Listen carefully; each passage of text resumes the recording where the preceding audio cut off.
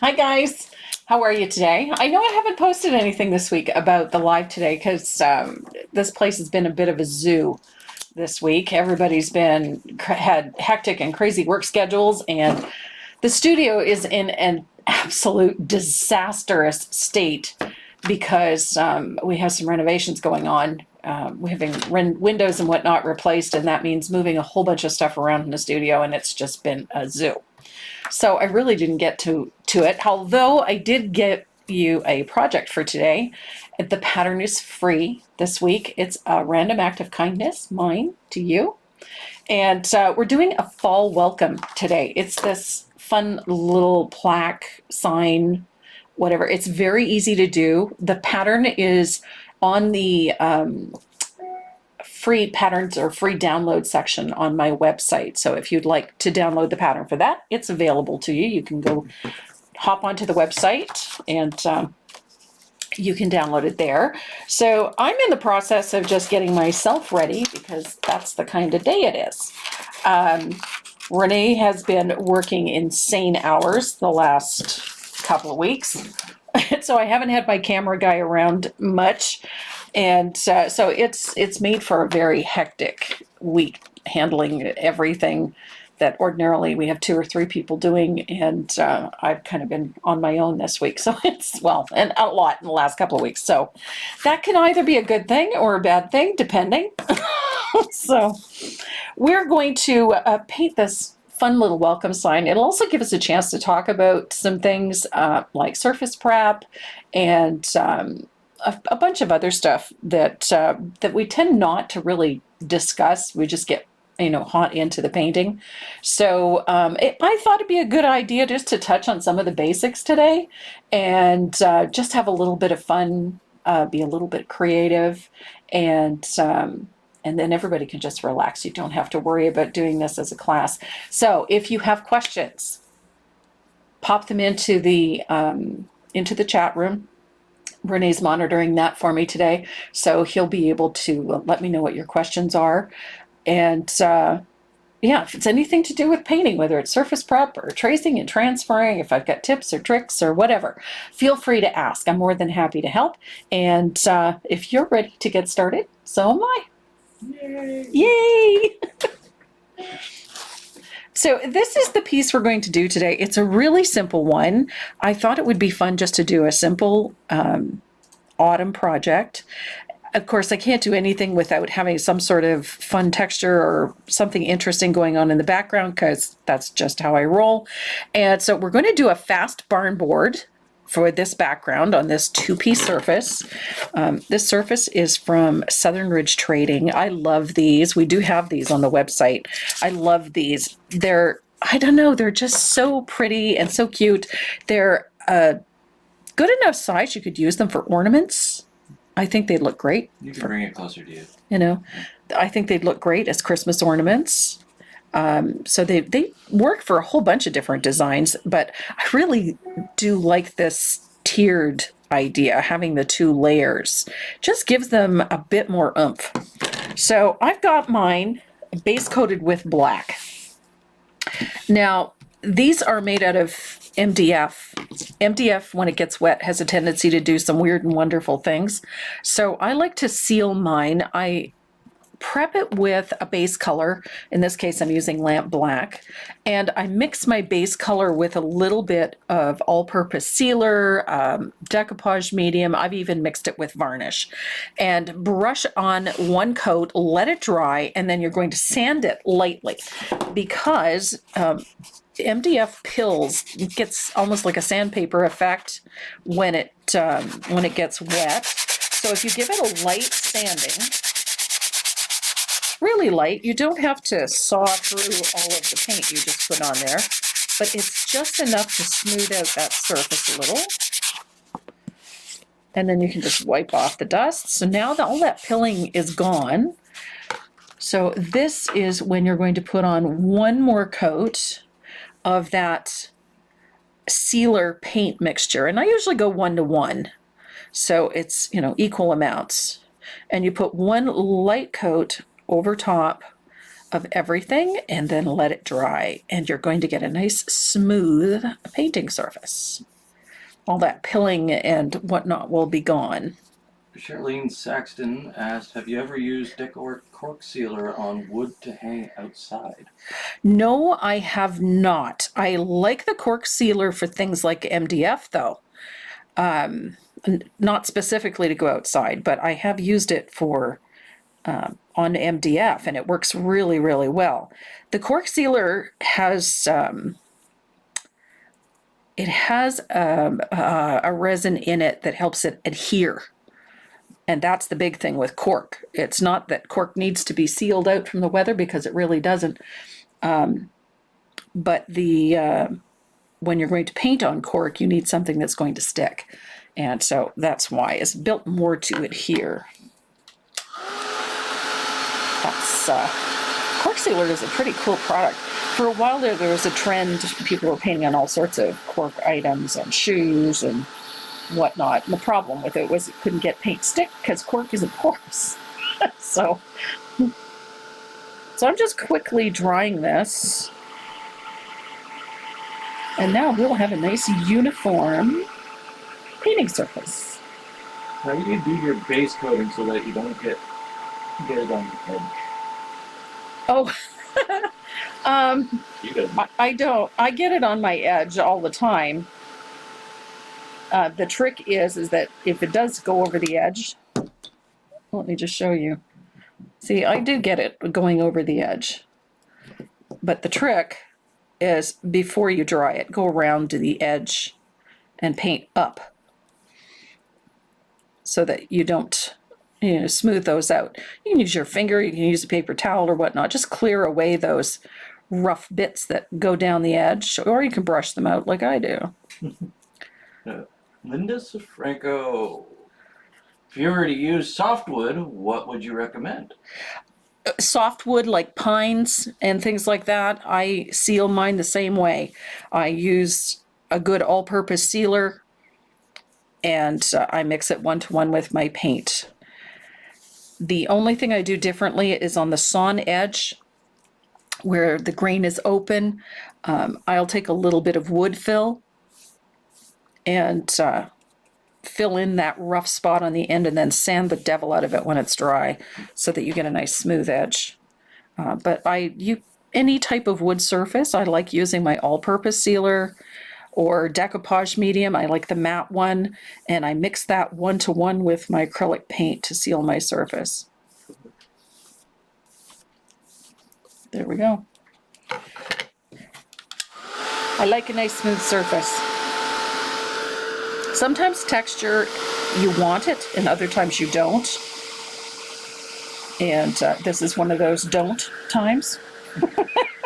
So,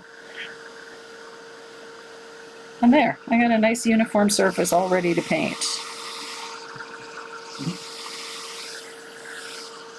This is a fun surface to work on. So this one, we're gonna have a little bit of fun with this one. I'm gonna break out my fugly brush, because I like my fugly brush. And I'm going to use a little bit of warm white. We're going to create a really simple wood grain, like a barn board look on the back of this. In this back, oh my God, I got paint everywhere. All over my pen. Okay, give up. That bottle has had it. Time to open a new bottle of warm white. There we go. So I got my fugly brush and I've got a fair amount of water in it because you want this paint a little on the thin side. And this is why I like using my fugly brush. Now I want my wood grain to run vertically for this one. So I have to find the 2 holes at the top. And I'm going to run this like so. Neatness does not count for this. We're not looking for perfection. We want all of these rough lines, these stria. This is what's going to make it look like barn board. If you're basing with gesso, do you still need to use sealer? No, actually, because gesso is a sealer. It has it. put on a couple of coats of gesso and then lightly sand it, and it'll give you a nice smooth surface as well. My favorite for that type of gessoing, especially if it's going to be like a black surface like this one, I love that chalky finish gesso. That stuff is awesome. Because when you sand that lightly, you get the most velvety smooth finish. It's beautiful. So I've got all that nice looking barn board on there. I love this finish. It's so simple and it looks so great. Will this seal from the outside? Now, let me tell you something about sealing for outdoors. It's not necessarily about the paint first. It's about what you put over it at the end. So a good exterior varnish, 2 coats, back, front, and edges. Every single surface has to be covered. Not just the decorated part. You have to seal the whole thing. And a good exterior varnish will do that regardless of what's underneath it.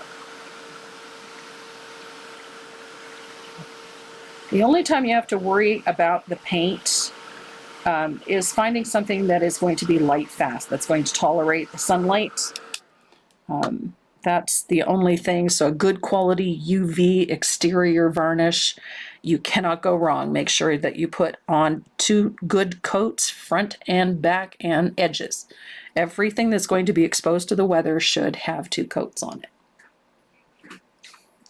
That is the best advice I can give you about finishing anything for the outdoors. Where can I get a fugly brush? Fugly brush. You can get them from the Brush Guys at thebrushguys.com. And if you're going to be shopping for brushes on there, and it's a good time to do it because they've got some good sales on right now, then use that coupon code Tracy M and get your extra 10% or 5% or whatever the discount is, a little extra. I wonder if you typed fugly into the Brush Guys. It doesn't work. What you're looking for is a Dynasty encaustic oval, either a 3/4 or a 1 inch. That's the name of that brush. What is the surface called? I'm looking on Southern Ridge Trading. It's called a Victorian sign. Yeah. Yep. This is a great little surface. It comes in 2 types. You can get one that is hung this way, or you can get one that's hung this way. So there's 2 different types, but they're both gorgeous, and both of them would work perfectly for this. Is there a sandpaper that is best used? I go to Home Depot, and this is what I get. I love these sanding sponges. You can also get sanding discs. Let me show you. These little sanding pads. They have 2 sides, just like this. One is coarse, one is fine, like medium grit and a fine grit. And it'll always tell you which it is, 100 and 220 on the back. These are fantastic. They're inexpensive. I think they're like $3.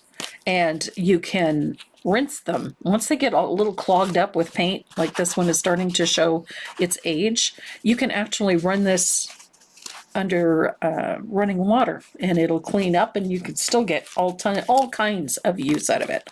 These are great. And if you're looking for these ones I got from Stockade at stockade.ca.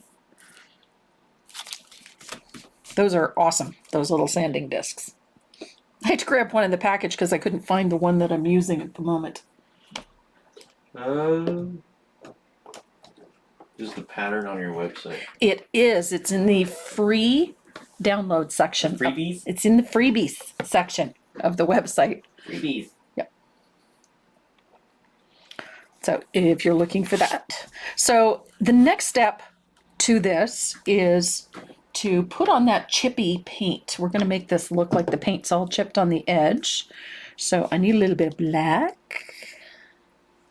I love this little finish. This is super simple. The edgy thingy? The edgy thingy? Yeah, technical term. Yeah. We're going to make it look like chip paint. So I'm using a number 4 round for this. You can use a liner. You can use whatever you happen to have on hand.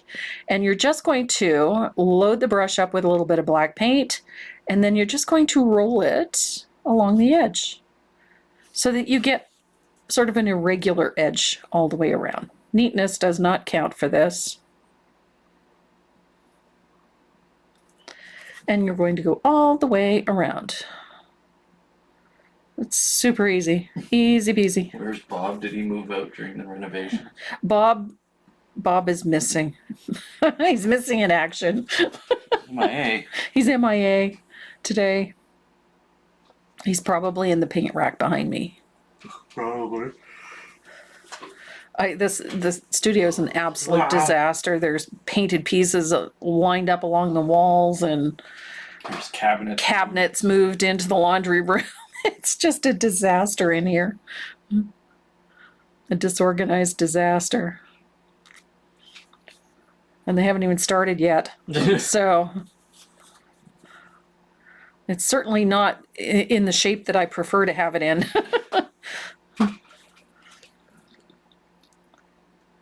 So this is an easy finish. I gotta tell you, the first time I ever saw this, I thought that this was just the coolest way to finish an edge. And I have to give credit to Chris Hoy, because she does this quite a bit. And I watched her do it at a show, and I thought that this was just a brilliant way to finish an edge. Is the surface small, medium, or large? This is the large one. It's the large one. I believe so, yes. Just a second. I can tell you. Can you? I can, because I have some right here. It is the small one, sorry. Complete other end. Complete other end. It is the small one. This is what you're looking for right here. Southern Ridge, and it is the small Victorian sign shape on the back. I love her surfaces. She's just such a clever designer when it comes to creating new surfaces. Are you getting a studio upgrade? I'm getting new windows is what I'm getting. Much needed, and yeah, there are a few things being changed in here. Cabinets are getting rearranged, and just in general, the studio is going to get a little bit of a facelift and a cleanup at the same time. So it's been a long time coming. So in other words, nothing's going to get done for a little bit. Yeah, well, it's going to be a bit of a disaster for a while. Which drives me crazy, but. So now that I've got this on, it is time to put a little more warmth back into this, because right now it's a little cold. And I'm going to do that with a little bit of asphaltum. Oh, somebody's got a dragonfly icon.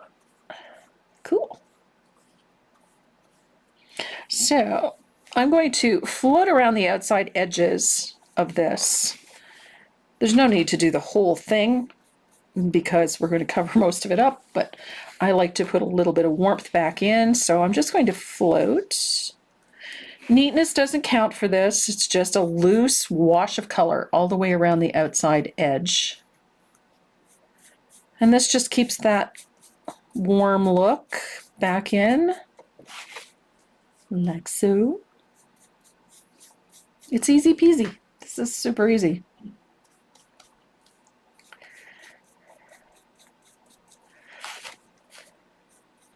And we're going to talk about tracing patterns on too. That was something else I wanted to kind of go over.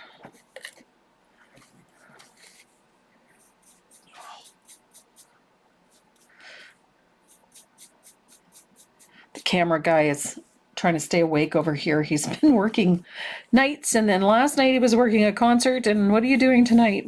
A kick and punch. A kick and punch. Yeah. It's, A family reunion? Yeah, pretty much. It's out in Harvey. Oh. Everybody's related out there, I guess. Well, it's Harvey. It's a small town. Yeah. Nice little town, though. Harvey is such a pretty area. So I'm going to dry this real quick.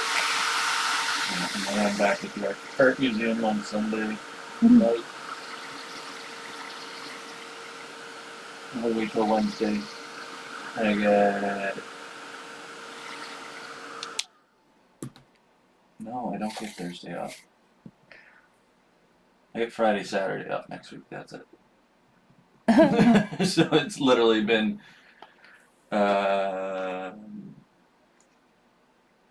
You've had a hectic work schedule lately. Yeah.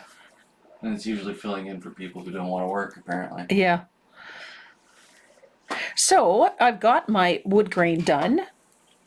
Now, I'm going to highlight this. I'm going to use, you could use paint if you want. I'm going to use my white Uniball gel pen. This one doesn't, what is it with this pen? I got some goober or something on the tip of this. These small towns know you're famous. No. I don't even consider myself famous. Famously arrogant. Yeah. From time to time. Famously obnoxious all the time. Yeah. Could you show us how to do a back-to-back float?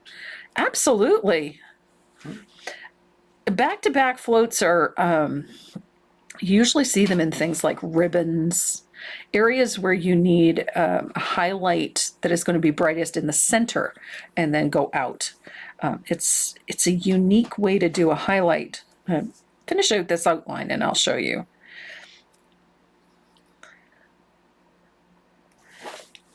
They are a little tricky. I did some drugs. And but you can, a little bit of practice, you can do a back-to-back float with no difficulty. Coffee and drugs. He needs coffee and drugs, apparently. Get a headache brewing. Makes two of us. I love this pen for this. I found, though, that it, every once in a while, this one will start doing this stop and start thing where it's just not working smoothly, and I just wipe the tip with a little rubbing alcohol or a hand sanitizer, and Bob's your uncle, Sally's your aunt. It works just fine now. So I'm going to dry this, and that is our background for this piece. I love how this looks. So when we drop this surface in, just make sure that ink is dry. So it gives us a nice earthy background to what essentially is a pretty simple design. So I love how that looks. I think it really plays up the center piece, and that little bit of asphaltum warms it up quite nicely so it doesn't look so cold. So that works beautifully for our purposes. So now we have to trace and transfer this design on, which can be fairly simple, but I'm going to grab something here to show you how to do this. Back-to-back floats are pretty simple. I'm going to do it in my black sketchbook because this is just the easiest way to show you. I don't want to mess up my prepared surface for this, so this is just a mixed media paper. It's a black mixed media paper. So I'm going to use an angled shader and tip load with a little bit of warm white. I'm going to blend it well on my palette. Now for a back-to-back float, one of the things that we're taught very early on when you're doing stroke work classes and whatnot is learning how to control your brush and learning how to control how much water is in it. Now, we have a tendency as decorative painters to flip things over quite a bit. And working on paper is difficult. So getting that value to match is the trick. When we're taught brush control, we're taught to paint both sides. So use the same brush and switch it over. But this is the trick, is getting that value, that float, the same value, so that in the middle, they match. And that's the trick. So if you've got a float, the one that you put next to it, they have to match in value. Otherwise, the back-to-back float doesn't work. So it means reloading your brush and trying to get that same blend. So the accuracy is in laying down the float, coming back, reloading the brush, and then getting that same value so that you get what looks more like a bright highlight here, and then it gradually goes out. That's how you do a back-to-back float. And it does take practice. I haven't done one in a long time, as you can see.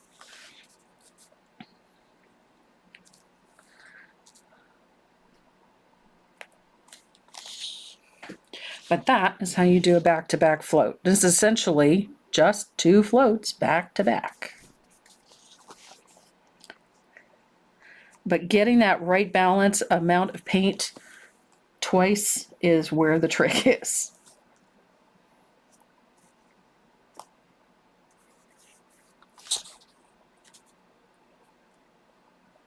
Oof, not near enough water on this.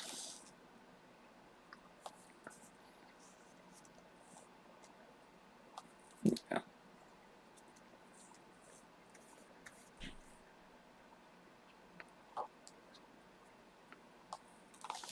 So it's definitely something that you have to practice because it requires getting that right amount of paint in at the same time, or the same amount of paint and the same value of it twice in a row. So you've got to do one, and then you've literally got to flip the brush over and do the other side.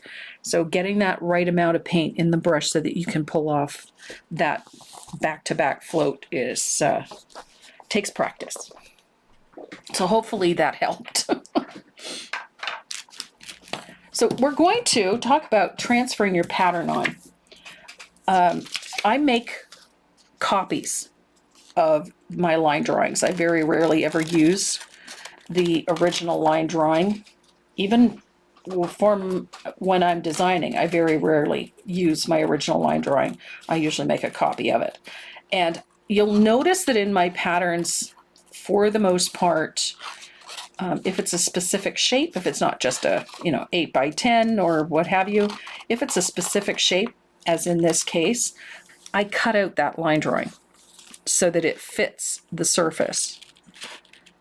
And I'll show you why in just a second, because this helps me line things up really nicely. I don't need to cut out everything, every detail, but the one detail that I do need is right here. I want to be able to see that line, and that line goes right there at the base of my surface. And I'm going to tape that line drawing in place. Do you varnish the bottom before you adhere it to the top piece? No. No? No, but I also use spray varnish a lot of the time. So you can glue it together after it's varnished or before. But I try not to put varnish in the middle here because it won't, the glue won't stick to it. So I have my line drawn. Jeez, lights are on. Nobody's home today. And I have it in position. So it will all work. And I'm going to use a white graphite for this, for obvious reasons. And I'm going to I'm using one that is well loved for this, not a new one because I find them a little harsh. And this is where my black gel pen comes into play because I love my black gel pen? My black gel pen and my red one. Where's my red one? I don't know. Neither do I, apparently. Never mind, I found it. So I have my red and my black one. My black one I use for all of my line drawings when I'm creating them because that's how I get those nice fine lines, because of that point. So I have a black one, and then for tracing and transferring, I use this red one. And again, it has that same fine point, that super fine point. What I love about this is that I can see where I've been. This is the nice part. So I'm using white graphite, shiny side down. And I want that nice fine line. I don't like heavy graphite lines. I prefer the fine ones. One, the fine ones are a lot easier to get rid of in the end. And if you can't get rid of them, those fine lines are also a lot less noticeable. So. What is vellum? Vellum is a type of paper. It's like a tracing paper. It's actually a printing paper. Oh, is it? Yeah. I thought it was like a tracing paper. Do you have that in vellum? She went to one of the cabinets. I went to one of the cabinets because I have some vellum. I was gonna ask if vellum was like Valium. No, it's not like Valium. Okay. This is vellum. And there are a variety of types. Some will go through an inkjet printer like this one. This is a standard from Paper Studio. This is a nice standard. It's a clear vellum. Works really well in an inkjet printer. The only thing you have to remember is that you cannot handle that printed sheet for a little while. Give it a good 10 minutes to let that ink from the inkjet dry well. Otherwise, it'll smear. Vellum is not as porous as standard copy paper. So there's that one. You can also get this. This one is laser translucent vellum, and this one is designed for laser printers. So it doesn't jam up your laser printer. And this is a translucent, meaning it's not fully transparent, but you can see through it. Some people like to use this to trace their line drawings, and it does very well, but you can run this through a printer, just print off your line drawing, and then you don't have to actually trace. I actually prefer just using copy paper because I'm very heavy-handed when it comes to tracing. I do put a lot of pressure on the surface. Is there a Canadian source for a good transfer paper? For this one, for the vellum, I got. It just says good source for good transfer paper. Yes, actually, Stockade carries a really good one. They carry a variety of transfer papers, graphite papers and such. Stockade.ca. So I just quickly go around my shape. You'll also notice that I'm not really too worried about the accuracy for this piece. They're oak leaves. Can you get it on Amazon? Yes. Probably, yeah. Yeah. But I'll tell you, this one here, this translucent laser vellum, I ordered it through Staples. Oh. So staples.ca. So I would imagine that Office Depot would also carry it. Is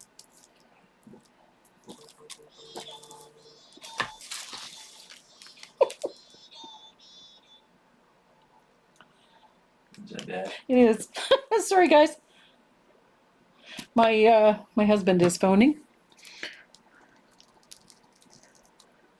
So I'm just quickly putting in a few of these details.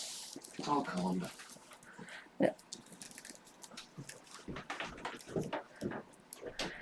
I like that I'm able to see, instead of having to move my line drawing to find out where I missed, I can have a quick look and see because it's got that red ink. So it makes tracing and transferring so much easier.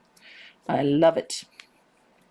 So I use a couple of different tools. I have a great little set called Shape Makers that I use quite frequently.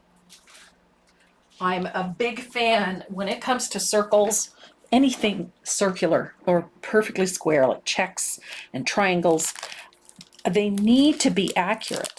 You cannot paint a nice round circle if the circle you're painting is not round. So this is when these come in. I use these circle makers. There's a variety of different ones. You can get these commercially. They are pricey. These ones here, these ones are made by Westcott. These are available at in the architect materials section at most art supply stores or in places like Office Depot or Home Depot.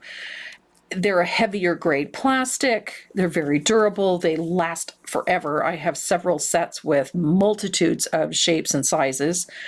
Very, very handy. We made these because an entire set of these is less than one of these.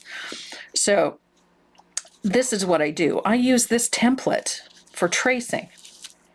So all you have to do is move along until you find the one that is closest to the circle that you're tracing. And then this way you get nice round circles. So that's what makes your berries look so luscious, is when they are nice and accurate. Getting those clean circles makes a world of difference in the end result. So much simpler to paint berries, nice round shiny berries, when they start out nice and round in the first place. I feel the same way about lettering. Your lettering is far better when everything and lines are clean and vertical lines are straight. It makes a world of difference to the end result. You cannot paint a straight line if the line you're painting is not straight. And having something with a multiple sizes just makes this process so much simpler.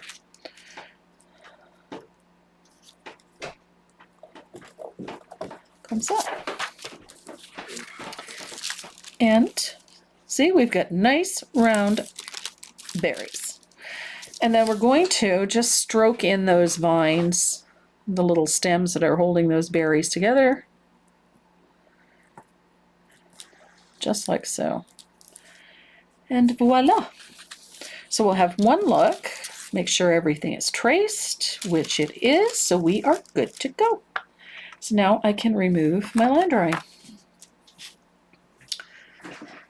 Like that accuracy, using that, those shape makers or those templates, having them in a variety of sizes and arrows and triangles and squares.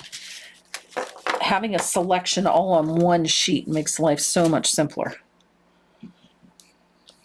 So there we go. We have our line drawing complete. You notice it's nice and fine. I don't have any thick, heavy lines anywhere. And that's all because of that nice fine point on that pen. Makes a world of difference. I love my red uniballs. Do you use the circle maker again when you base coat the berries using it as a stencil? You can use it that way, absolutely.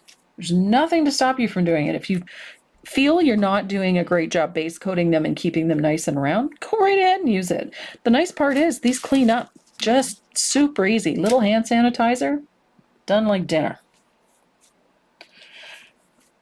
So this is one of my favorite tricks when it comes to base coating on a dark surface.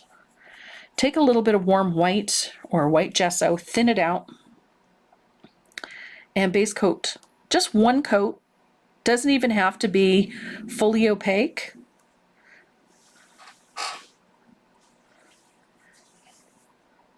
You hungry? My tummy rumbled.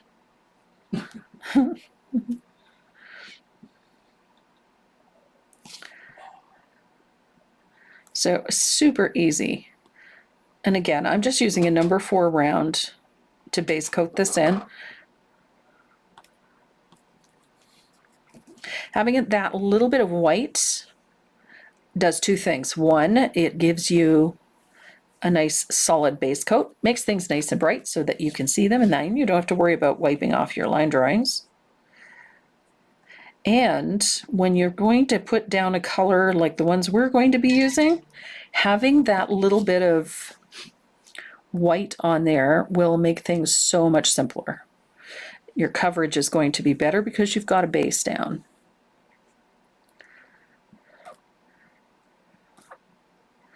Super easy. And again, neatness doesn't really count for this. We're not worried about getting, the perfect base coat. That's why I thin the paint out so that it's just covering up some of that black. And you're going to go over it with another color anyway. but you're not going to be fighting against that dark background with some very translucent colors, which we're using. So we're using a red alert, which is a very transparent red. It does not have great coverage. One, it's red, and two, it has a lot of yellow in it. So you've got two colors that are not really known for their coverage. So having this little bit of white down is going to help you garner some of that, or you're not fighting against the black, but at the same time, it's also going to keep those colors nice and bright. So you're not going to lose all of that richness, that brightness in these colors. Do you recommend a Spar varnish? I try to keep things, I like the expression like with like. So if you're using an acrylic varnish, then use an acrylic paint, use an acrylic varnish over top. You're going to run into fewer issues. Spar, I'm not all that familiar with. I know there are a variety of them. Most of the ones that I'm familiar with are nautical or marine type varnishes, so they're used on boats and whatnot. So not my favorite thing, to be perfectly honest. So my usual recommendation is if you're working with acrylic paints, then stick with a water-based acrylic varnish. Water-based polys are really nice, or polyacrylic is really nice. There's a variety of really good quality acrylic varnishes out there that are great for the outdoors. Are you going to be getting more of these signs in stock? I just got a whole bunch in. I don't think I've updated that yet on the website, but we do have tons of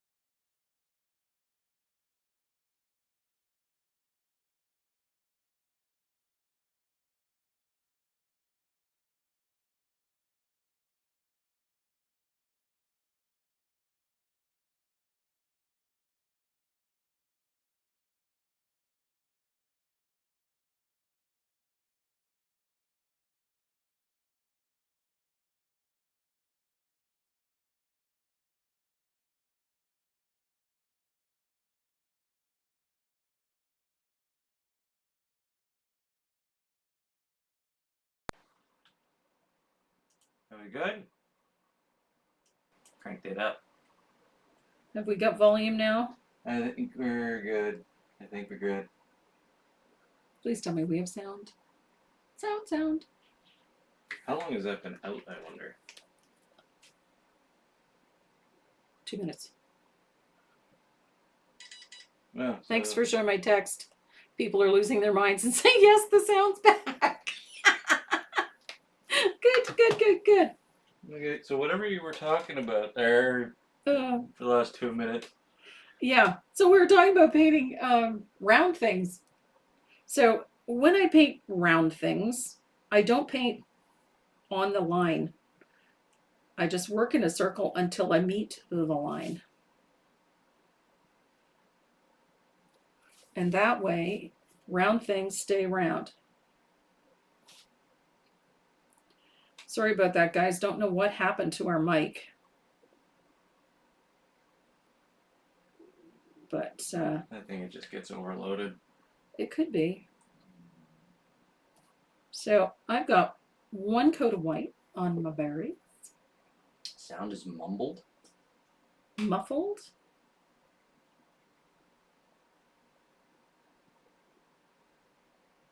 Hopefully not. I'm right here. Unless we're using the other mic. Yeah, it's probably that one. Oh, okay. It is that one. Okay, so I'm going to have to speak up a little bit, I guess. Yeah. There we go. Okay. Is it Sandy? It's Sandy, God love her. Sandy's filming today. She's doing a bunch of getting some stuff ready for her group. We She's never got missed a word. Her group has been doing amazing things. Oh yeah? Amazing things. And our group has been, they've started posting their pictures from the challenge number 3 with the painting in black and white using the grayscale. Oh yeah? And I've been really impressed. It's a difficult challenge to be handed something like what I handed them and saying, okay, paint something in black and white. Have fun. And I mean, it's not as simple as it sounds, paint something in black and white. It is not a simple thing. And I remember when I was going to school, one of our professors did that to us. We were given a list of things that we had to create, and then being limited to the palette, and basically said, I want you to do all of this and only in black and white. So it is not as simple as doing everything just black or just white or a combination of the two. It's finding all of the shades of gray in between. And so it is a difficult challenge because it's hard sometimes to see past just those two colors. Did not hear about the varnish. Sorry, could you repeat? Absolutely. And we were talking about that Spar varnish. When it comes to varnishes, I will always recommend to keep like with like. So that you're, I'm sorry, the cat just distracted the both of us.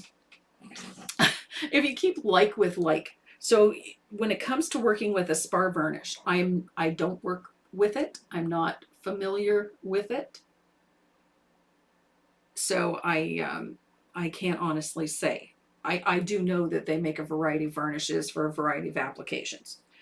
But when it comes to working with my acrylic paints, I prefer to stick to an acrylic varnish, like a water-based varnish. Polyacrylics work very, very well. So I don't personally, and it is a personal opinion, some people swear by using Spar varnishes for outdoors and whatnot. For me, I know it as a marine varnish. I'm not fond of the finish, so I prefer to keep things like with like, and that way I know what kind of issues that I might run into. So that's my word on that. Sound is like you're across the room. I am across the room because the microphone is on the other camera. Can you move that a little closer? I probably can. So there, I have berries base coated. I have leaves, Dun, dun, dun, dun, dun. and let me know if that sounds better. We'll do that. There we go.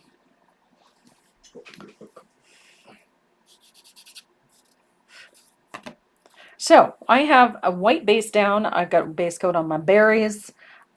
So let's talk about those berries. So Definitely much better now because you're spiking. okay. I'm gonna yes, much better. There. Sorry, Sandy. I didn't mean to do that. Oh my goodness. What's that? Oh, she was texting me and Out of my ears? no, I actually put the text right under the camera. Uh-oh. So I'm gonna get words from Sandy. I'm sorry, darling. So, first thing, when I'm painting white berries, I tend to use blues. There's a lot of people use a variety of different colors, pinks or what have you, but I tend to use blues when it comes to painting anything white. It seems to be my go-to. So I grab Bahama Blue, which is what I'm going to do for these. And I'm going to put a float of Bahama Blue right to the edge on the underside of these berries. So as you're looking, it's going to be on the lower right side. And I take it right to the edge. And that float's going to cover about half of the berry, maybe 1/3, like so.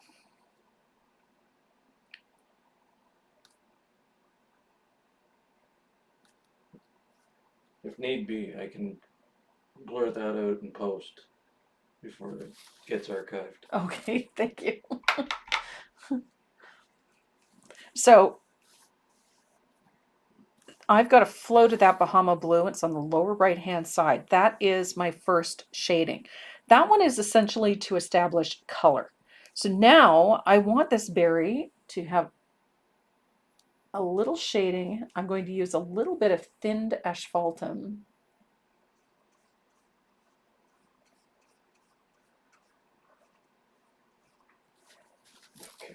I thought the computer froze. Huh? And then, No, then your it hand moved moved. it. I was like, oh, okay, good. So I'm going to put a float of heavily thinned asphaltum right over that blue. And what that does is it tones this blue to a greenish tone. Because that asphaltum has a high yellow content, so that blue is going to change to a subtle green.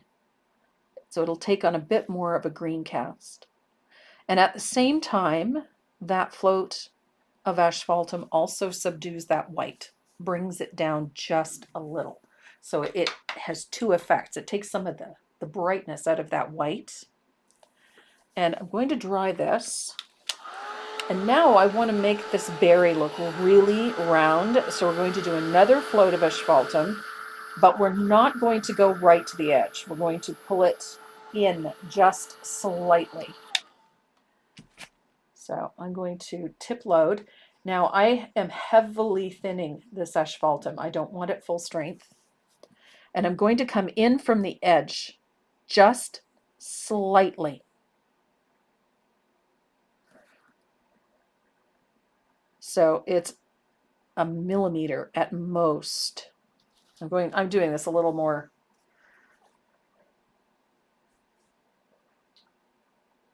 What would the result be if you used green to float the berries instead of blue and asphaltum? It'll just give you more of a green, a more substantial green, that's all. But then there's this little float of asphaltum. Mine's just a little too dark, but it will do for now. I'll pick up a little bit of water. And I'll do the same thing to these other ones.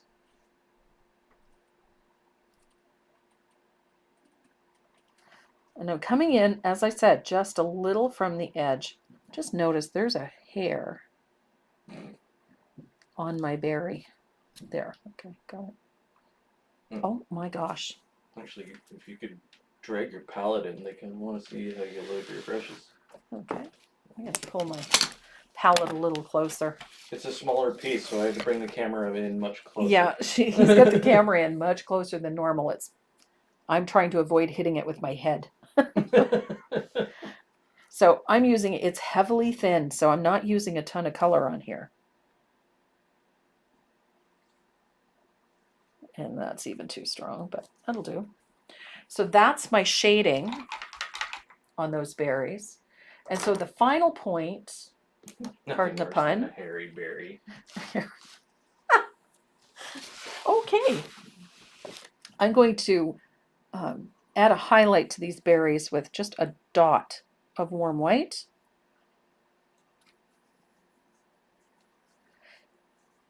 And that highlight is going to be on the upper left of each berry. Like so.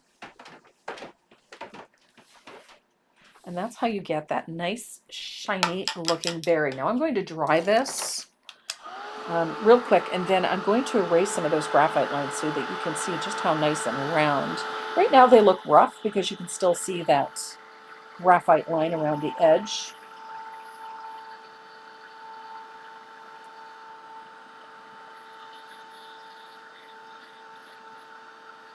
But this is how you get those nice, plump, round berries.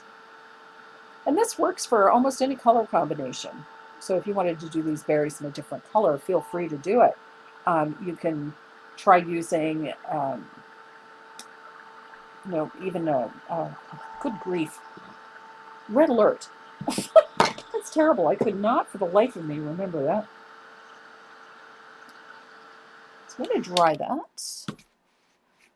So if I were to take my Factus Black eraser, and I can erase that. Look at how nice and round these berries are. So you get nice round berries this way.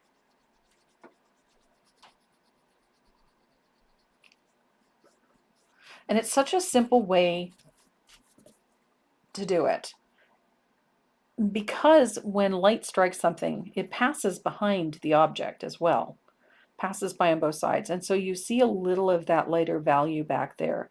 And it gives you that impression that that thing is orbital, that it's an orb as opposed to just a circle. Oops, wasn't quite dry and I smeared my white.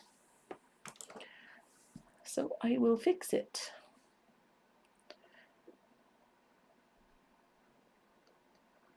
Nice thing about working on a black background is that I can just touch that up. So that's why I paint the berries the way I paint them. So that I get that nice orbed appearance.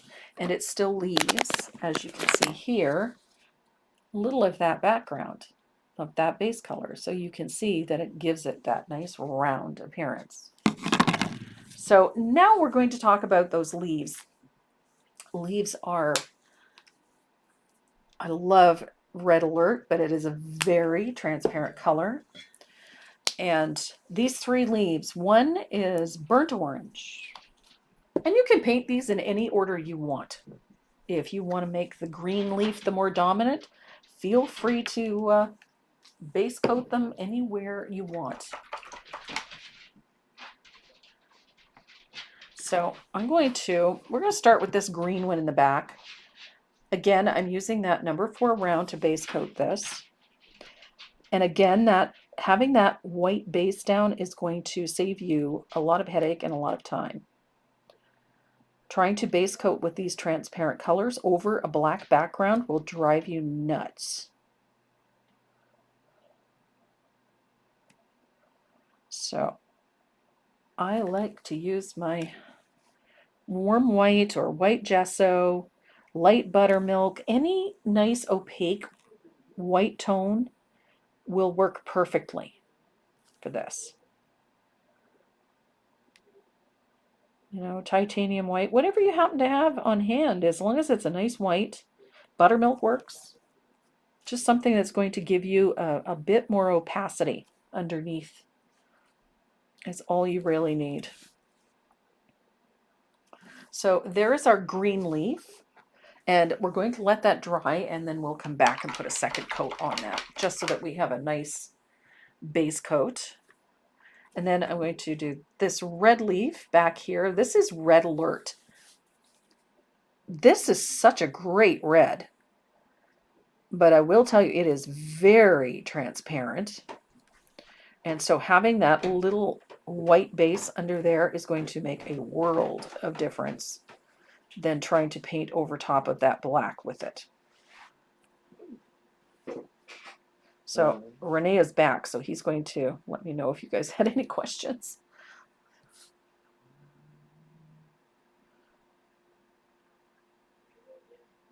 I know, I just think that sometimes it's a good idea just to cover some of the basics. Do you ever use Crackle Paint? Crackle Paint. I haven't seen you use that in a long time. The Crackle Medium, I like the Crackle Paint in the media line. I don't know if you guys can hear that, but there's a squeaky toy just losing its mind upstairs. Miss Dad must be home. Yeah, I think Dad brought Dot a toy from his travels. Oh no. Why am I not surprised? Oh, I think he stopped at the pet store on the way home too. Yeah, we grabbed Dot some food. Oh.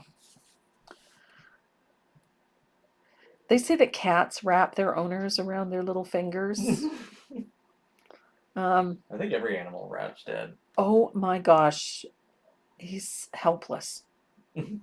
Hopeless. Where was I? Oh, Crackle Paint. Thanks. See, you mentioned Crackle Paint, yes. squirrel. That's me today. Hey, Oh, Lord. we had a squirrel too. And we had a squirrel too. So Crackle Paint, the one I like using is actually the one in the media line, because I can mix it with a variety of colors. It is a white base, so whatever color I get is going to be more pastel in tone, but that's okay because you can really have some fun with it. My personal preference, talking about Crackle Mediums, I love the Crackle Paste in the media line because you can put it down as your basic surface and then paint over top of it, and you can do some really fun things with it. As far as Crackle Mediums go, I love weathered wood for certain things, but my favorite is the one-step crackle that DecoArt makes because I can just brush that over top of whatever I'm working on. And I love the effect. The thicker you put it on, the bigger the cracks are. The thinner you put it on, the finer it is. And it is a sealer as well, so it finishes things really nicely. I love that one-step crackle. It's just, that is like the bee's knees to me. I love the way it looks. And I've used it a lot. What is this? Is there a chart of opacity anywhere for DecoArt colors? Yes, actually there is, and all of that information is in the free educational materials section on my website. You can download those, or you can go right to the DecoArt website and look under resources. There is a menu at the bottom of the page. Look under resources, and you'll be able to find an opacity chart in there. It'll give you an idea of how opaque certain colors are. Is that the crackle used in the Angel project? Yes, it is. I use the one-step crackle. It's my favorite. So if I'm crackling anything, that's more often than not the one I'm going to be using. So there we go. I've got a coat of Red Alert on there. And now I'm going to use that burnt orange. This is one of my favorite autumnal colors. I love burnt orange. This is just such a great color for fall projects. It's great for backgrounds. It's great for things like this, doing these leaves. It has really nice opacity, as you can see. It covers really, really nicely. And it has that nice, rich, earthy feel to it. It's such a great orange. You're going to be using that neon with it again for highlights? I am. Oh, look at me go.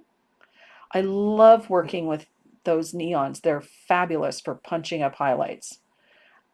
Most people look at them and the only thing they think of is, posters and projects for kids and things. But I got to tell you, the neons, they are fantastic for a variety of things. And we're going to show you how to use them. They're easy peasy and you can get some great effects with them. So look at how nicely this covers. This stuff is just the bee's knees. I love this color. This burnt orange. Is there the one-step Crackle a white base or clear? It's clear. It goes over top of everything else. So it is the last thing you do.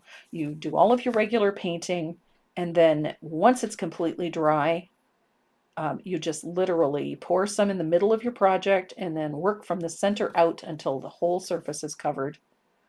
And you get a beautiful, I call it an eggshell crackle.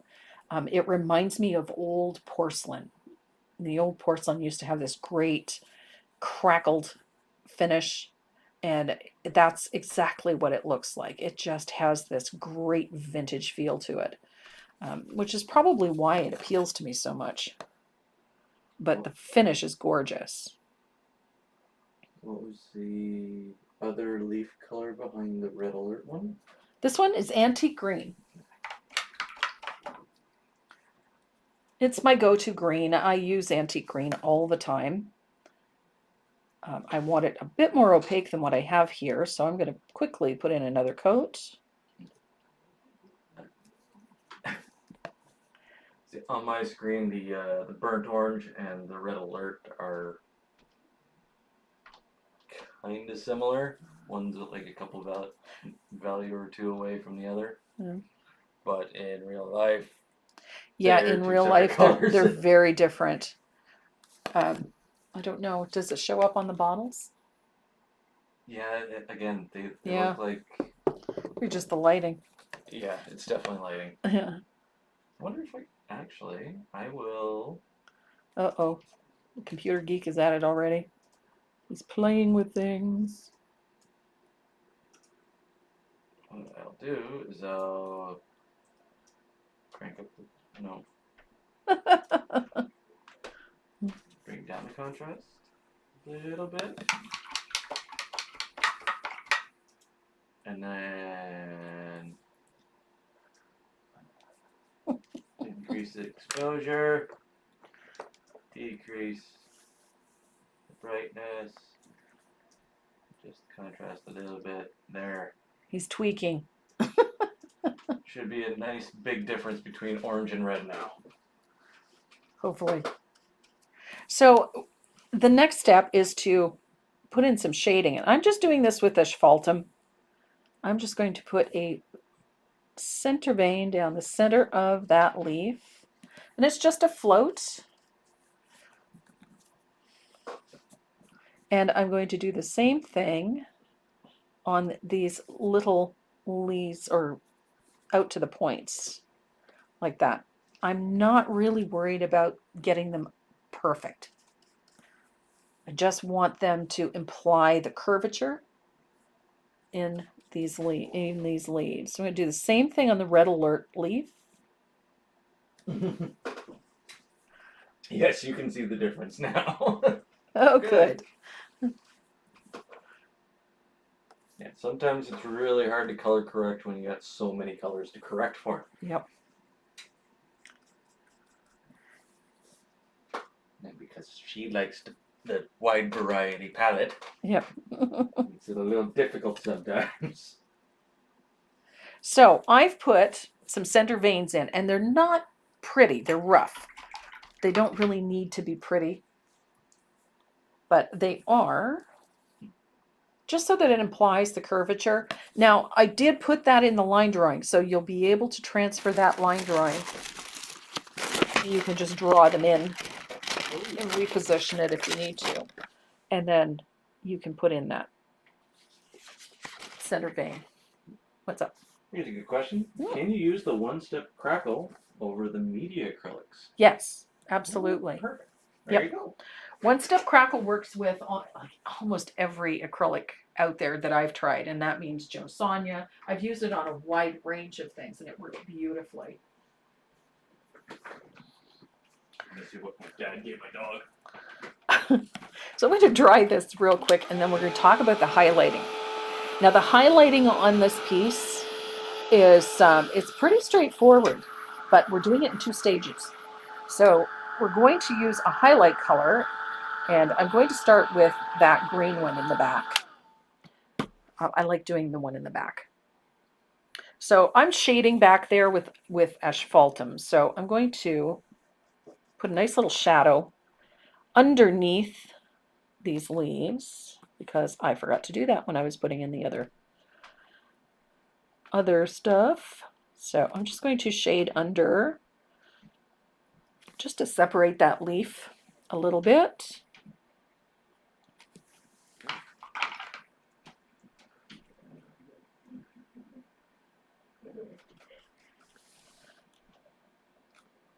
There we go. And now we're going to put in some highlighting. Now for the highlighting, I'm using sour apple on this green. I know it's a harsh contrast, but the sour apple is a little more transparent. It's bright, but it's a little more transparent more so than you think. And I'm going to put on the opposite side of that float, we're going to put a highlight, and on the tips of these leaves, like so.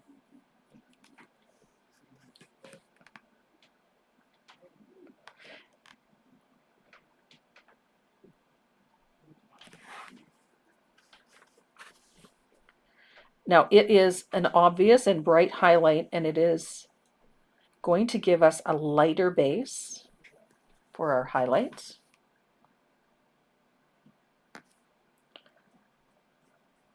That one I made a little too strong. There we go.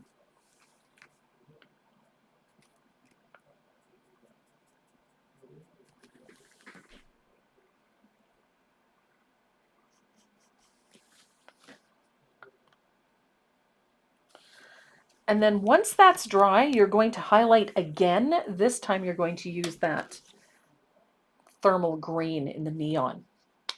And you're going to go right over that same highlight with that thermal green. And it's going to be a little scary. That's okay. A little scary is okay. But it is going to punch up those highlights so nicely. You're going to get lots of vibrancy out of it. So this is where you get to go right over top of that other highlight, and then you get that great wow factor. So now we've got those nice bright greens happening back there. Got a creature from the Black Lagoon. A what? A little $3 stuffed toy with a squeaker in it. He saw it and grabbed it while he was grabbing dog food. Oh my gosh. What do we got here? I can't find antique green in my town. You know what? Use any green. Use your favorite. Avocado green is another good one. You just need a good earthy green. So an avocado will work fine.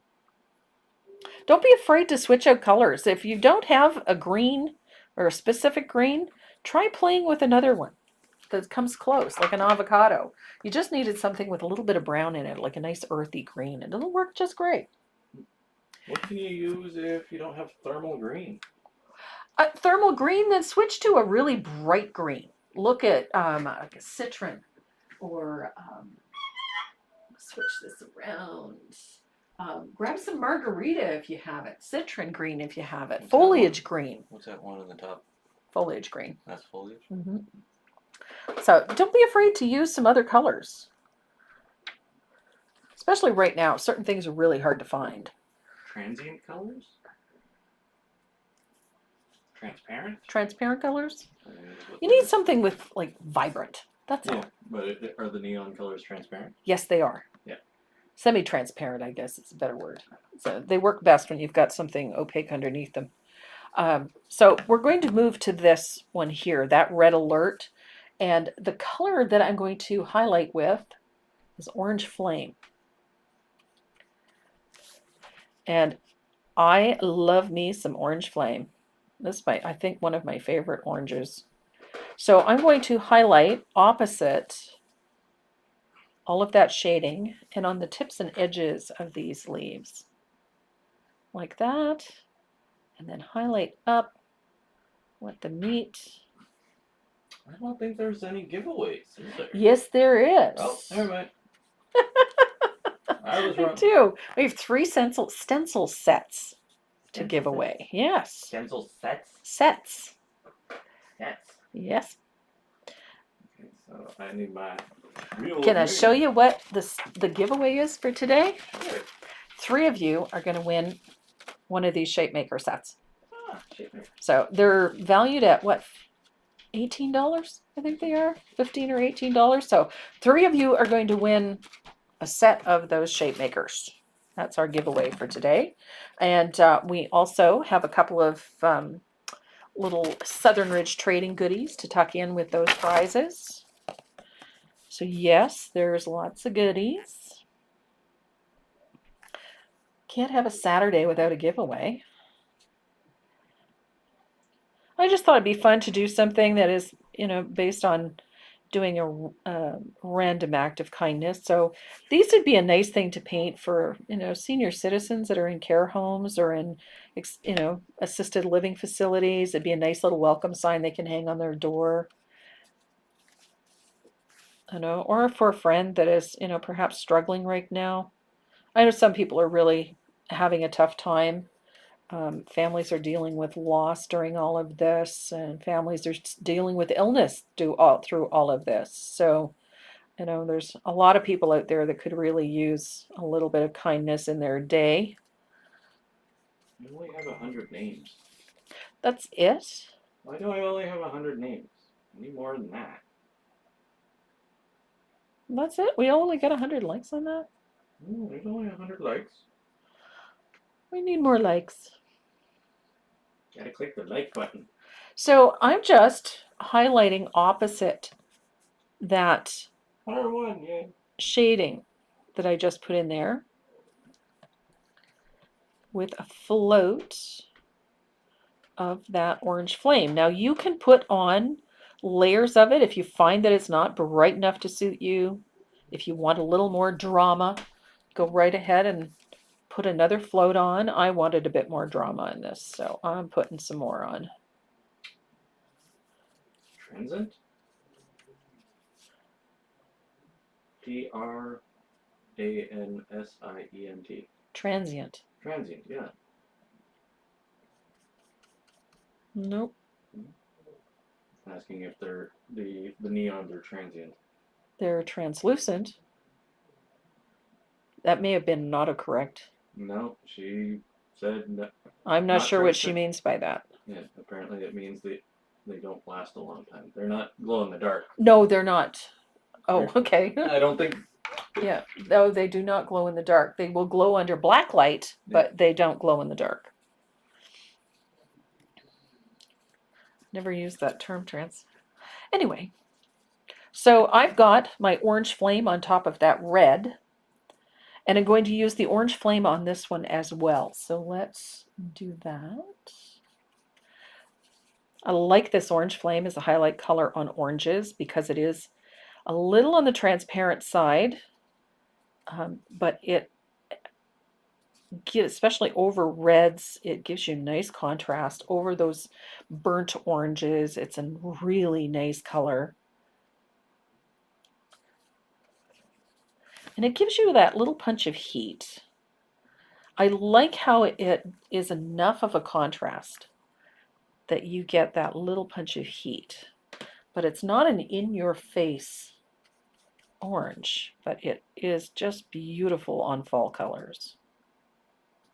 How many names I got? 105 now. Yay! Is the thumbs up in the same as the like button? Yes. Yep. The thumbs up is the like button. Love it. This is I love the fall. I think it's my favorite season, and so I get a little excited about fall colors. I was sitting here last night working on this and a couple of other things, and this kind of parlayed into something else. And so I have to finish up writing the pattern, but I'm going to show you what I did because I really like it. So I was playing with this, and I got a little distracted and ended up with this. I had a lot of fun with this. This was just, I'm obsessed with sunflowers. I really like the white berries. I've been seeing white berries everywhere. I really love the little bird, and I really like the wood. And, this ended up in this. So this was fun. So I have to finish writing this up tonight. But I've never heard the term no, transient. no. Apparently has to do with fading. They fade in the light. Not that I know. Yeah, I've never heard that. That's Sandy answered the question. Okay. Yeah. Thank you, Sandy. Fade resistant. I've heard that term. Yep. Ooh. Wow. All right, I'm gonna spin the wheel. He's gonna spin the wheel and pick a winner. Don't forget to write them down. Let me write them down. So I'm just about done highlighting this leaf. I just wanted to get it a little more punch in there. We got Vicky Osmus. Oh, cool. Vicky Osmus. AUSMUS. So Vicky Osmus is the winner of one of these stencil sets. Want me to do another one? And we have some other goodies that are being tucked in there too. But yes, you do have some stuff coming your way, Vicky. Don't forget to go to the front page of my website. Click on the little speech bubble that's down in the lower right-hand corner of the homepage and send us a message with your shipping information so that we can get your goodies out to you on Monday.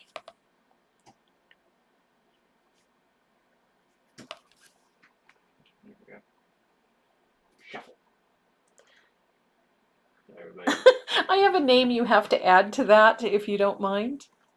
I have a name that I have to add to that? Yes, she's not able to get into the chat What? for some reason. Okay. Anyway, so her name is Laura Villegas, Villegas. She's not able to get into the chat. She's been hitting. She watches every week. But won't let her in this one? Well, she watches every week, but she can't get into the chat for some reason. So. Okay.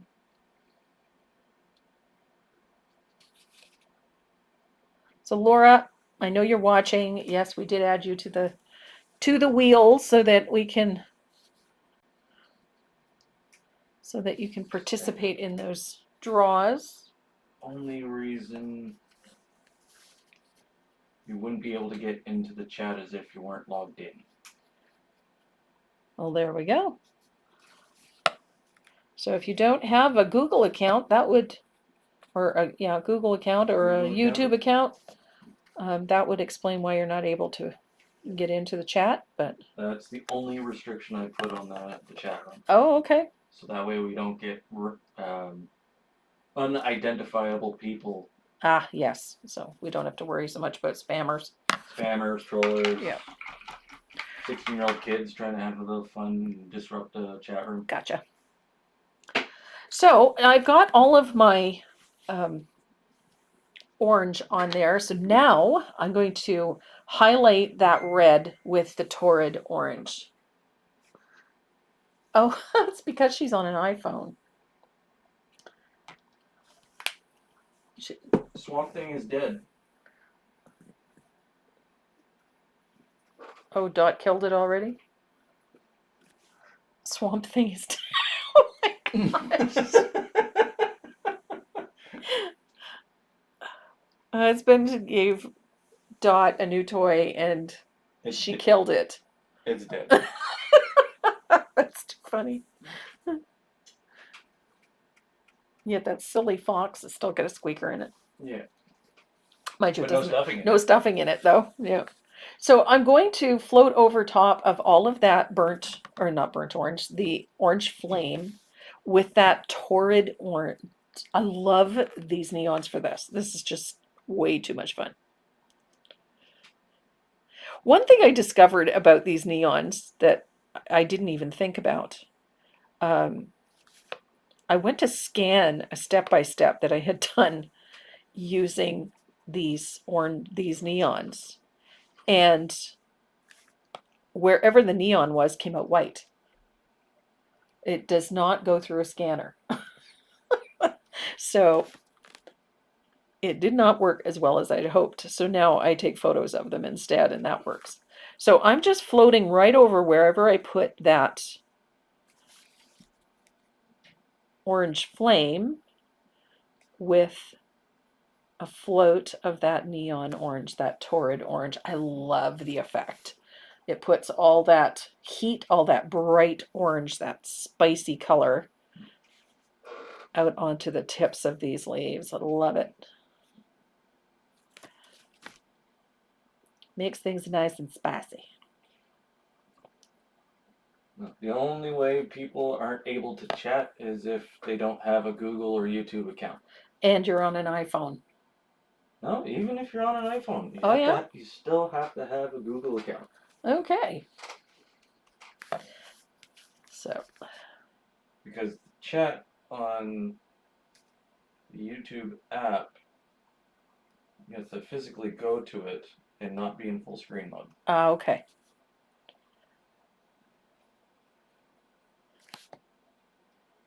So. I'll go to the channel right now. See, I love how that torrid orange, look at how much it punches up those highlights. It gives you such a rich tone to everything. It's nice and bright. Love, love, love, love how the effect that this gives, especially on something like this. And this is such a super easy leaf. It's just steps. There's nothing overly detailed about these. It's all in the highlighting. Everything is in that highlighting. So, and again, you don't have to be, because they're so transparent and you're going over an orange, you don't have to be super accurate with it either. So. Did we lose sound again? No, we No. didn't. No. What was that one about? Oh, it just, Sandy is messaging me. Live chat button and turn her phone portrait. Ah. Yeah. So if you're like this, you do the there, and you hit live chat. Live chat, and you should be able to access.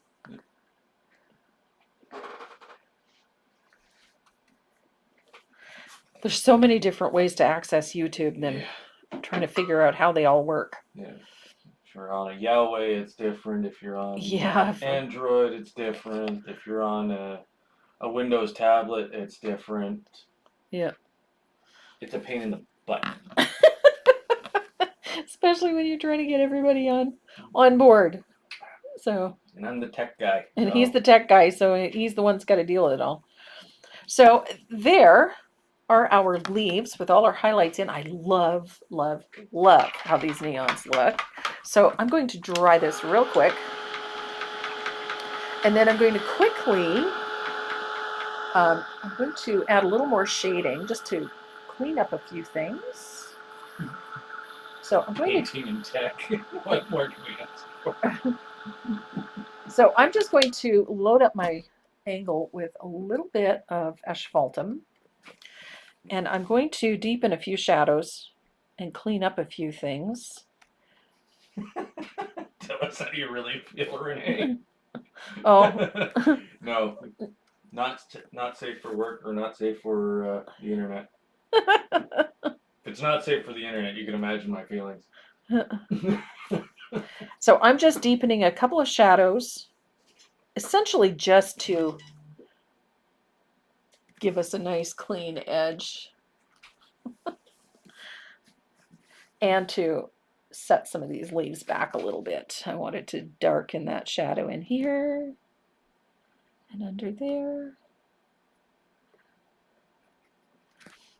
And there we go. So our next step for this is to just add a couple of little details, and we're going to do that with, I've got my nice little liner, my micron liner. I like doing this with a mixture of the neon and a little of that, just doing a quick brush mix with using some of the orange flame and a little of the neon. I'm just combining the two. I don't want this color to be fully opaque. So, and I'm going to add a little water to thin it out. Are you using water to float, or? I'm using water today because I'm out of Joe Sonia's Fast Dry Glaze. And I went to order some from my usual locale, and the shipping was more than the product. So I'm trying to find an alternate source. I watch on my TV and I can't chat. So you use another device in order to chat. Yeah. Yeah. That's the answer. Carrie. Oh, Carrie Seabelt is the winner. Another winner this time around. Yep.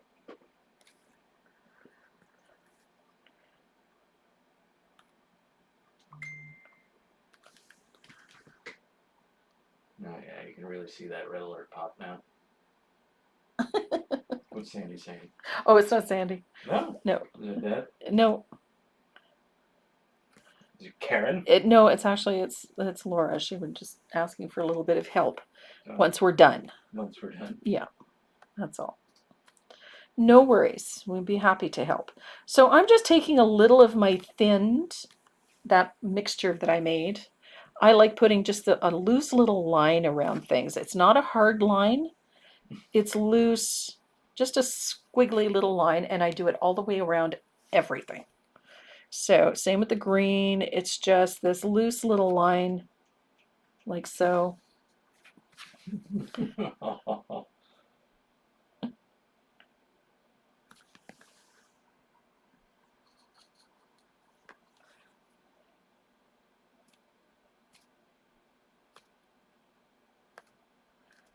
I like this.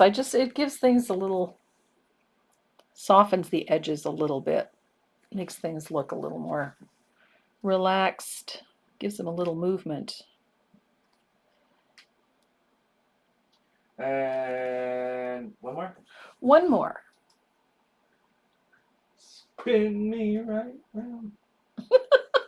Please don't sing. No. I got a Linda D. Linda D. Linda D. So I'm not sure which Linda that is, but it says Linda D in the chat window.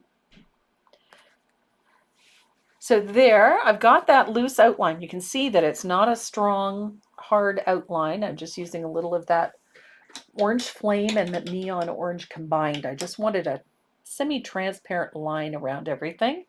And I'm going to use a little of that sour apple and a touch of that thermal green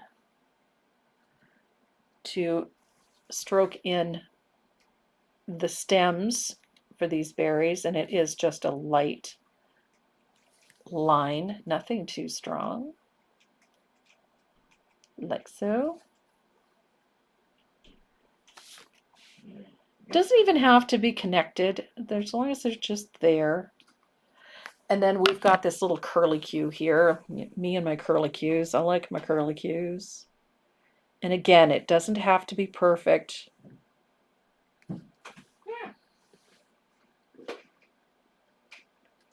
There we go. And Bob's your uncle, Sally's your aunt. We have fall leaves. No, it doesn't, Linda. Does not count. What's that? Linda Sofrango. My middle initial is D. Does that count? No. So I've got my little curlicue in. I'm going to dry everything really well. And then we're going to clean up what graphite lines we still have showing. I'm going to do that with my Factus Black Eraser. Love this on black backgrounds.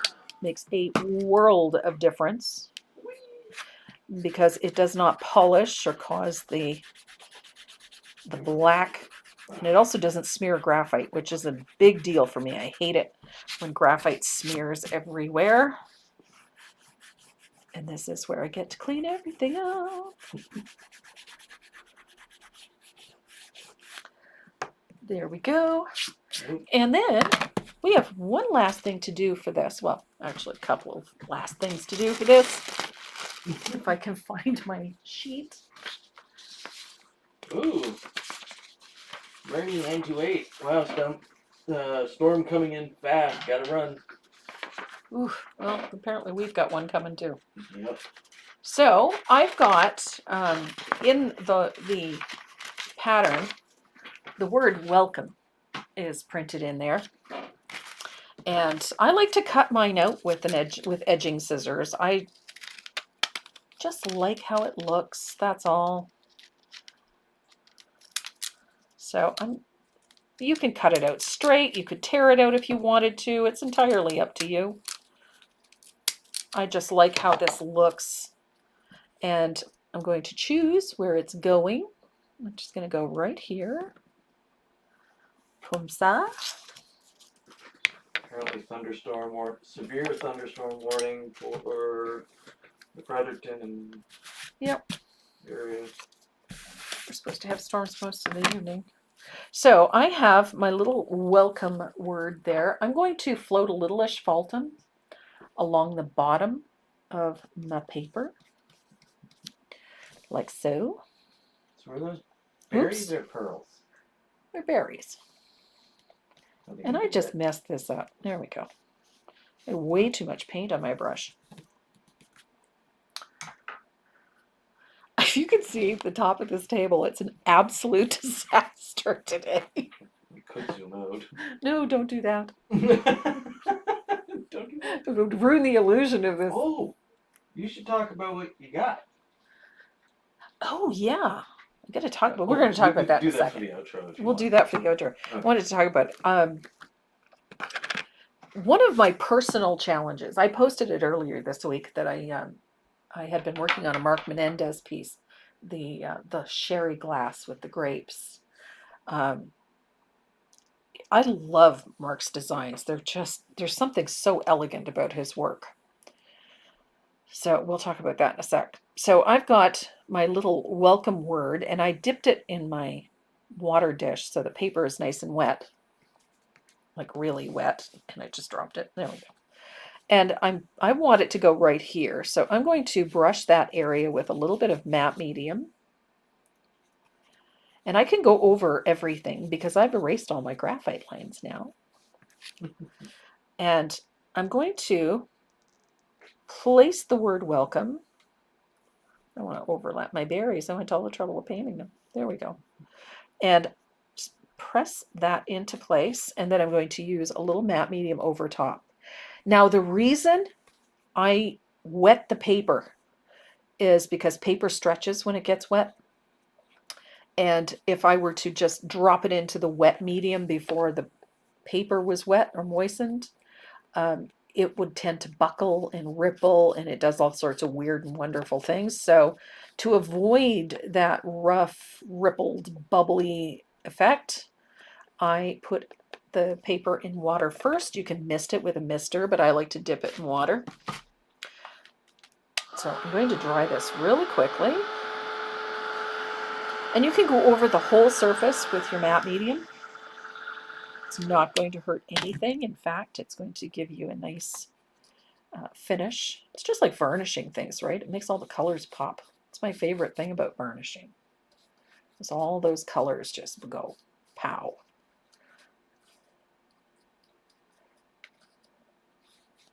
There we go. And matte medium dries completely matte. So you don't get a shiny surface. You won't have shiny spots anywhere. Shiny. It's shiny. It is when it's wet, but not when it's dry. There we The go. method of adhering these paper words has made a world of difference to the finished project. Love it. So now I've got that on there. I've got a coat of matte medium on everything. I'm going to dry it real quick. This flippin' little heat gun is like the best thing since cookies. I just love this thing. You can't beat cookies. Oh, that's a matter of opinion. No, you can't beat cookies. Apparently, I can't beat cannot cookies. beat cookies. Cookies are the best thing since cookies. Cookies what? Cookies win. Cookies win. Okay. So I'm going to dry this. The paper is almost dry. Right, Karen? Cookies win. Cookies win. So there we go. So one last step for this. I'm going to take my fugly brush, because I like my fugly brush. And I'm going to pick up a little bit of warm white. I'm going to have a fair amount of water in there. And I'm going to spatter. I'm going to move Bob so he doesn't get spattered. Although it might be too late. I'm going to lightly spatter this with a little bit of thinned warm white. Just lightly. Because I like it. Give him a mustache. Apparently Bob needs a mustache. I just realized I got a gob right in the middle of my painted piece. There we go. You know, put a little spatter back on. There we go. So I've got a little bit of spatter on there. You could do this with gold or copper. You could do it with asphaltum if you prefer, but I kind of like the white, especially on that black background. I like how that looks. And then I'm going to show you a little trick. I'm going to grab my glue. I got my Aleene's. See? Karen agrees. Does she? Yep. I've been quiet because I am dead tired. Yeah. He has been quiet and he is dead tired because he's been working like a dog. Been doing 12-hour shifts, doing security at an art gallery with no art in it. I know. So I can't even look at the art. Doing security on an art gallery that has no art in it. In it for the time being. Oh, it's all in their vault. It's in the vault, yeah. Yeah. So, They're doing construction. yeah. And then I had to do a concert last night. And Oh, tonight I'm goodness. doing a community event. Yeah. So, this is how I'm going to finish this piece out. I'm going to grab my gold paint pen and I'm going to, I got a hair stuck on there. Good grief. It's been a day for you with the Things sticking into things. stray hairs and Yeah. stuff. So I'm just going to outline the edge of this piece with my gold paint pen. I like this because I like how it finishes things. And it gives the edge a nice look. And if you want to, I'm going to show you a little trick here. If you really want to punch this up a little bit, there's a little trick too, giving you a nice gold trim on the edge. What brand and size gold paint pen do you use? This one is a Deco Color paint pen. You can get these off of Amazon. They're made by Marvi Yoshida. They're just the chisel point. These ones are fantastic. And that tip can be turned around and there's a bullet point at the other end. So you can take that and just put that on the edge and then trace around like this. And it'll give you a nice little finished line, like a little bead on the front of the ornament. Like so.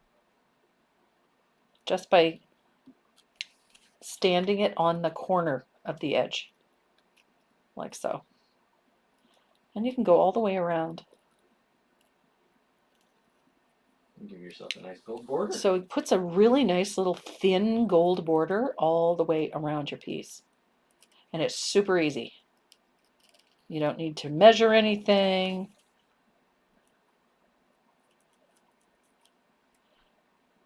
Just like so. So give you a nice finished line all the way around. So I'm going to dry that real quick. This is an oil-based pen. It does dry fairly quick, but if you don't dry it well, it will smear.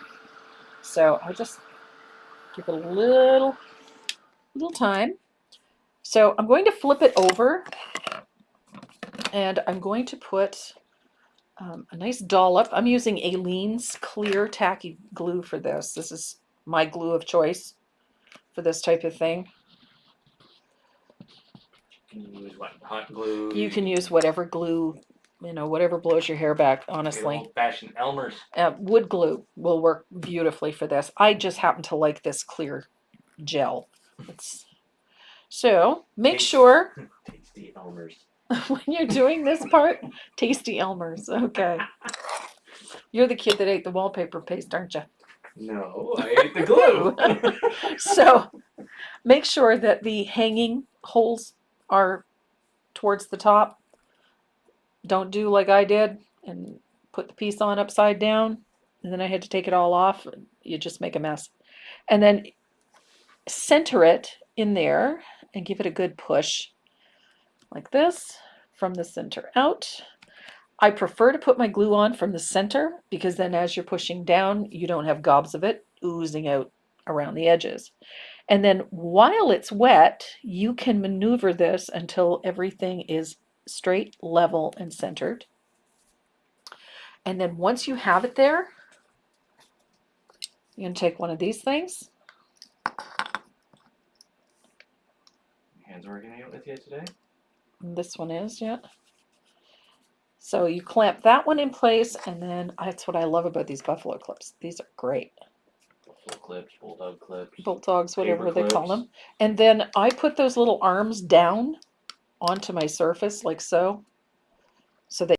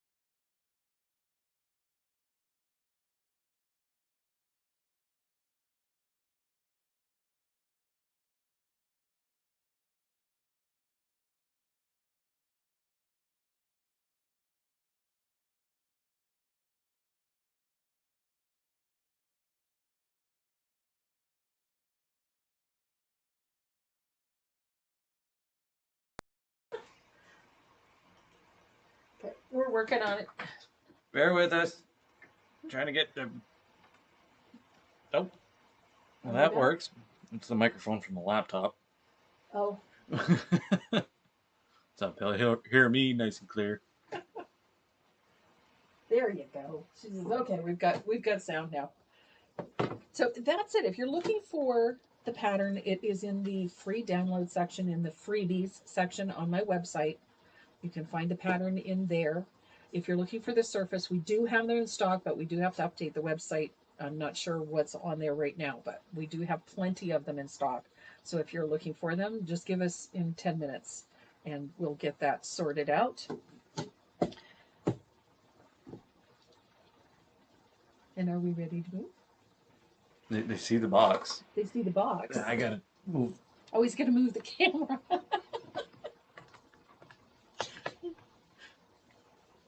There we go. Transition. Hi. So now you're able to see the unholy mess that I've got going on my desktop today. Not really. a disaster. Oh, maybe good. that's a good thing. Cut off. Thank heavens you can only see so far.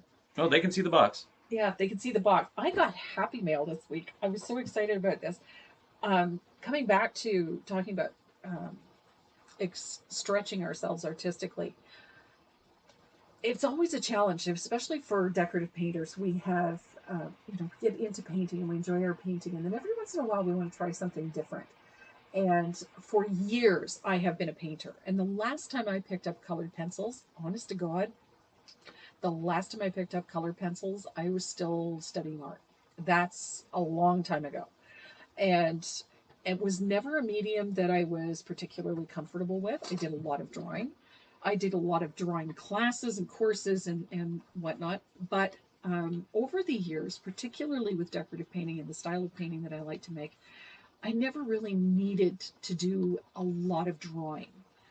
So we work with line drawings. So they're very basic. There's not a tremendous amount of detail in them. And so I found that my drawing skills had really deteriorated, just strictly out of lack of use. So at the beginning of all of this madness, the beginning of the pandemic, that was something that I thought I would really take some time to work on. And I wanted to take on the challenge of working with colored pencils. It was that nice combination between developing my drawing skills and utilizing my knowledge from painting for so many years. And so over the last 18 months, I have collected quite a few colored pencils. Collected? I don't know any other word to use. I don't think it's called collecting when it's that many. Okay. I think it's called hoarding. Okay, I've hoarded a lot of pencils. And I've come to realize in a very short period of time that there are significant differences in colored pencils. And I did, at the very beginning, one of the classes that I was taking was with Anne Swan. She's a remarkable botanical artist in the UK. Absolutely incredible artwork. And she works with a good quality colored pencil. She uses the Faber-Castell pencils, and that's what she recommended. So that is what I started this journey with. Since then, I've added a complete set of Prismacolor Premier softcore pencils to my collection. No, Renee, it's called curating. Okay, curating. I like that word much better. And I've picked up a few smaller sets that were perhaps not considered in the higher end because I really wanted to see what kind of differences there were between them. And so I've done various pieces using a variety of different pencils. And I've come to realize some I really love, others I don't really care for. Faber-Castell pencils, the ones that I work with are an oil-based pencil, and so the colors tend to be very transparent. They're very rich. I can layer, I can glaze with them. They're amazing. I absolutely love them. I got a set of the Prismacolor, which I love. I love the color intensity, the pigmentation. I find them a little harder to work with. They're a wax-based. They're very soft, so I can't be too aggressive with them. So what'd you get? This is just killing him. So now I got another set. These ones are from Dick Blick Art Materials. They've begun curating their own line of products, and I got these. I'm so excited. I can't wait. So this is what I'm going to be working with next because I want to see just how good they are. Beautiful set. Comes in a gorgeous little How many case. pencils? These are double layer.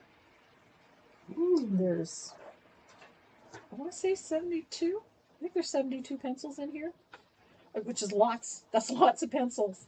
I did take a couple of colors out and try them on some Canson paper, and the colors are really rich. They're very vibrant.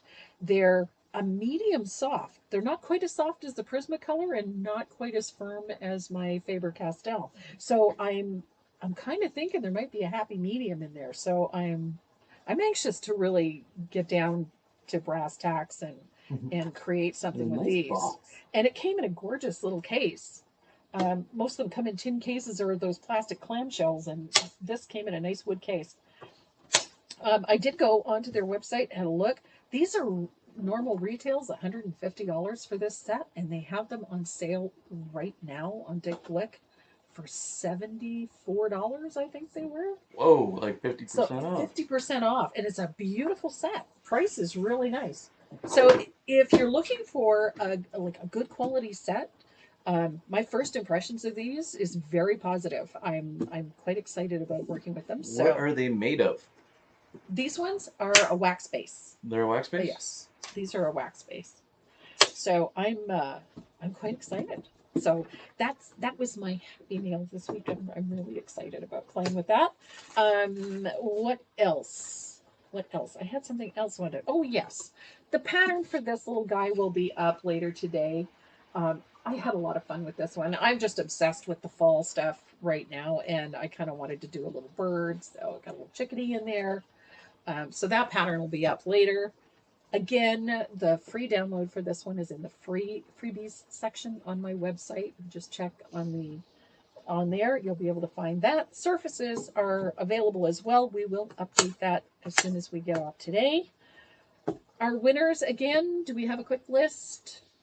Yep. Vicky Osmus. Vicky Osmus, Carrie Seabelt, and Linda D. You are the winners of our giveaway this week. And anything else? No, No? we'll figure out something for the microphones.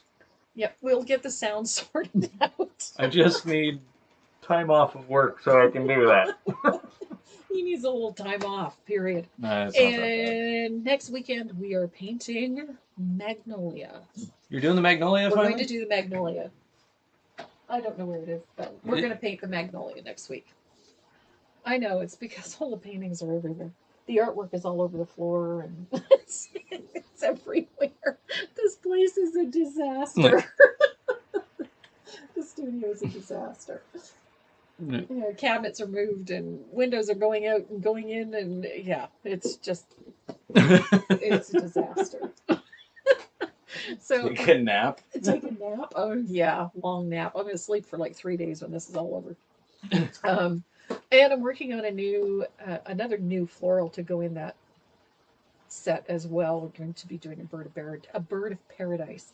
And What, anything you're else? adding to that? Yeah, I thought that series was done. I thought so too. I think we all.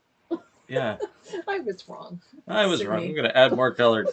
More stuff. Are you adding windows to get, or getting new ones? Oh, the welcome sunflower piece. Getting new windows. So I got a message from Sandy. They're all wanting to know about that sunflower piece. That pattern will be on the website probably later today or tomorrow. So yes, we have a new sunflower pattern. I can't decide which size to put it on. That's my biggest problem. Yeah, I you did got two it. of them. You got it on a what? Can you grab one of those? I'm trapped. Okay, I'll grab one of those. Then. I got a tripod behind me. I got a laptop in front of me. I got a computer next to me.